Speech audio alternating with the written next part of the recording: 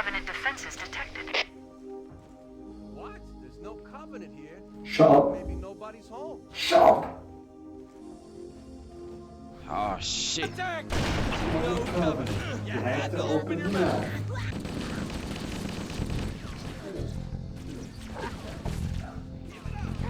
Fucking dinosaur.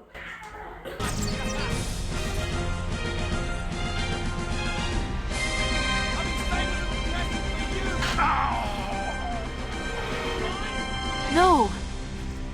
We've had... That's what I'm talking about. Yeah!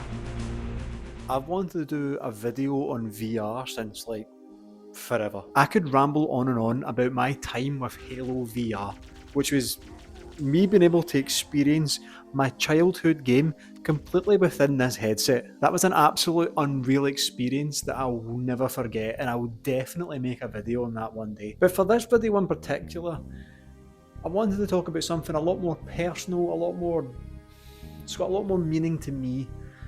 And there was two reasons for that. The first one was a podcast from the YouTuber Modern Wisdom, Chris Williamson, who had Will Tennyson on, who talked about anxiety within the realm of fitness.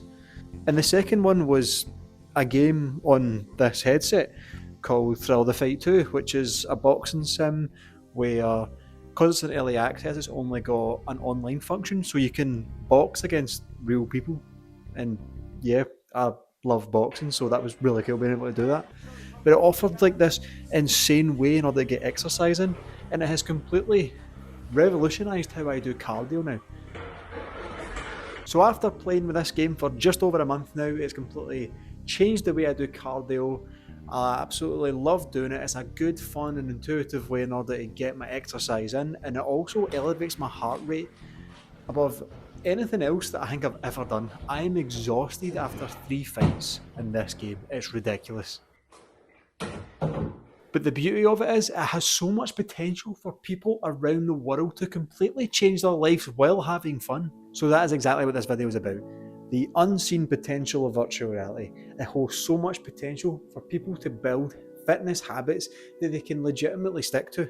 While going through my experience with this headset, I'll also be giving a personal anecdote on my own experience with anxiety and struggles with fitness. So let's dive straight into the podcast that inspired this entire video. The biggest issue that I had growing up as a kid, and I kind of still deal with today, is just like people's perceptions of you, how you think other people see you, and feeling like you're always being watched with everything that you do. You walk into the gym, everyone's looking at you, you just feel like you're this spectacle. It's not as easy as just like, you know, people say put the fork down, stop eating.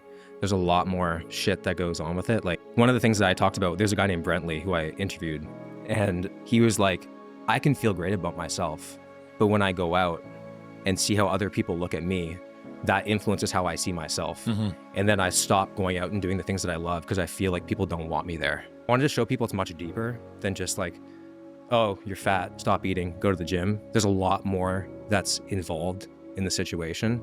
So yeah, Will done a YouTube challenge where he essentially put on this massive fat suit and walked around and done his daily life and was feeling the pressure of judgment.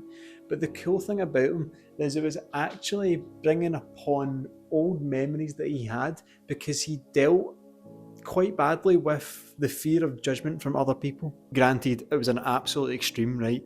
That suit was very strong. This is if a bulk when generational. But the same principles still apply. I feel like general anxiety when it comes to physical exercise and having the fear of other people judge you while trying to improve your life is something that's criminally under-talked about within the whole fitness scene. It is single-handedly why I went from my biggest to my lightest. And to now. I like food and I like picking heavy things up and putting them back down again. Don't judge. I always wanted to have a life full of physical activity, but I was always too scared of being seen. I remember a very specific story. In the 2008 Beijing Olympics, I believe it was, my mum got me the Team UK or Team GB merch. I got the hat and the t-shirt and put the hat on, a pair of shorts on, squeeze my fat ass into the t-shirt. And I went for a jog, and I lasted like 5 minutes, and it wasn't from exhaustion. I was fucking full of energy during this time, okay? I could run for days. What? Days? But what stopped me ultimately was the fear that every passing car, every person across the road was laughing at me and being like, look at this little fat kid in Olympic merch trying to better himself. Like, that is exactly how my mind worked, and it stopped me ultimately from trying to better myself all the way back in 2008. And that fear lasted all the way up to 2021. 2020, 2021, a great time for humanity. So 2001's kicking off. It's literally like January, and the lockdown restrictions are easing up. I'm starting to kind of have my life back a wee bit, even though my life was pretty much just play games all day.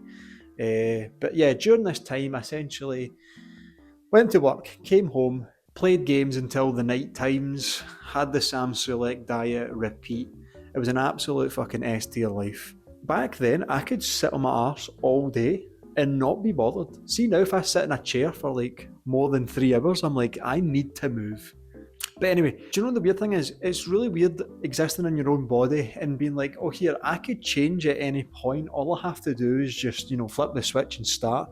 But I could never do it because the idea of being seen by the public was like, no way. Ain't no way I'm going for a jog outside.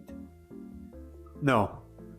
So do you know what absolutely changed the game for me? This. The Quest 2. This is the exact well, no, not the exact headset. I had the Quest 1. This is the Quest 2. This is the one I own now. It's not even new. The Quest 3's out. I'm too poor to buy that. My original Quest 1 currently belongs to a man called Casual Guy. He's a YouTuber, quite small, who used it to become a fucking psychopath. Who puts a fucking open flame in a game and then I have to smash their head into it? Right, this is just lazy game development. But yeah, before he was, burning women's face off in a fire pit, I used it to VR box.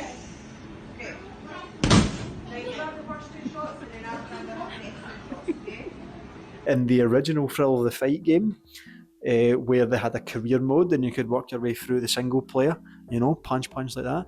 But it was at a time where combat sports was a passion that I always wanted to do, but again, I didn't do it because of the fear of people seeing me was like, I'm not doing that. So it gave me the ability to have a fun, intuitive way to improve something, to do something. My God. So it was on. I would wait basically every other night for the family to go to sleep at about 10 o'clock because they have, lives.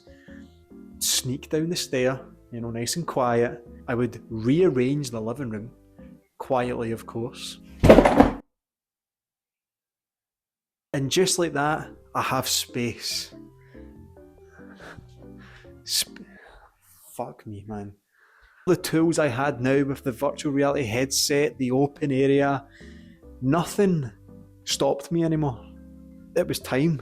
I finally had no more excuses. And it was time to see what I was lacking the entire time. Was it the fear of judgment that made me lack physical exercise, or was it commitment? Well, shall we let the results speak for themselves? Should we roll a montage? Yeah. Okay. Well, I don't actually have all the photos and videos taken at the time because I didn't really document too much of my life back then. But then again, I did take some pictures, so I could probably put together like a basic montage. But I really can't put together like a big, huge, bombastic one, like fucking Rocky and running through the streets and shit. Montage, go.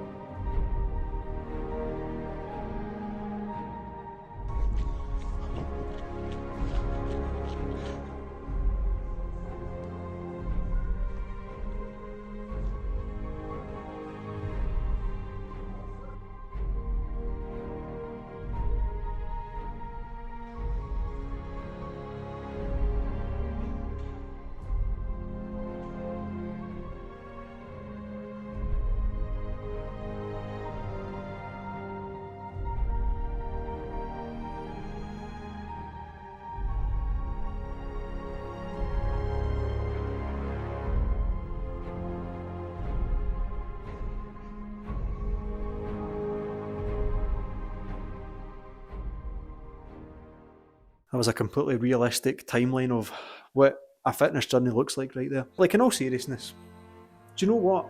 I want to take a moment, try and not get teary-eyed here. I am so proud of that guy. I'm so proud of him. Because without just taking that step and beginning to change my life, I wouldn't be where I am right now. Like, we all get to a place in our life where we feel like we need a little bit more, you know, like the little bit of belly fat I've got right now, like, I wish that could go. But to get in a position where you just appreciate something that you've done in the past is such a wholesome thing to do. It's just so nice to be like, yo, you're a motherfucking G, by the way. He's a motherfucker. Ask your mum. But here's a little plot twist. Not really a plot twist, but a bit of information. VR, the virtual headset, didn't get me from, you know, like there to there, for instance, but what it did do was it got me from there to there. And that is progression. It wasn't just, like, I guess, a lower body fat percentage or a lower number on the scale. It was the sense of progression, getting better at something. But it was like the tipping scale. The weight's going down, the confidence is rising. It was giving me the feeling of, I can do this. This is possible. And I got addicted to that. Addicted to the idea that, oh my God, do you know what can change my life? Me. I started running. The thing that I was terrified of at the beginning of my life. The prologue. And the progression from there just skyrocketed. I've had fun recording this. I like this kind of topic. And I hope you've laughed as well. But to be, like, very serious for a second, I learned during this time of my life that my ultimate lesson was this. People's thoughts and opinions on you don't define you to you. People's opinion on me don't define me to me. What defines me is whatever the fuck I decide is me. So if I want to change my life and I'm scared of other people judging me, well, fuck you. It's so easy to say. It is so easy to say. Trust me, if anyone in this world can, if you've said that or you've thought that, there's no one in this world who can relate to what you've just said more than I can. I have fucking said that 100 times before. That's easy to say. But my point with the video is, and why I'm saying it's the one thing about VR that's never talked about, is that this, if it's financially viable, trust me, I understand that it's unrealistic to assume that everyone can afford a VR headset. I understand that. But if it is financially viable, this is a way to begin. This is a way to start that journey. Build the confidence and the foundation for who you will become behind the closed door. But ultimately, we want to, this is so seamless, build the confidence, become obsessed with the feeling of progression, and then take it out there and do the things that you actually want to do. That's what I did. I hope it resonated with at least one person today. And I hope that if you have heard my message and it's affected you in any way, like Will's did, then today is the day. Start today. Become whoever it is you're meant to be, and just put the foot forward, man. Let's go. And to people out there who maybe are already in a position where they feel physically good, I want to tell you this. Please, if you see someone outdoors who is a little bit bigger and is trying to better themselves, they're on a run, they're at the gym, please be nothing but welcoming. You have no idea what this person is going through. You have no idea the scenario, their situation. It's not as black and white as these fucking gurus want you to think it is. It's completely different. There's so much going into it. And a simple compliment, smile, anything can be life-changing for these people. I still remember the first time I got a compliment from someone in the gym, and it completely fucking inspired me and made me so emotional because I just got my hard work recognised. So recognise these people, try to change their life, and be a good fucking person, please. If you comment down below, put the fucking fork down, brother. Thrill the Fight 2, right? Fucking headset on. Thrill the Fight 2. I'll set it to 12 rounds and I will outpace you from start to finish. And I've got a bit of chub in me, brother. Yeah? Thanks for watching. Goodbye.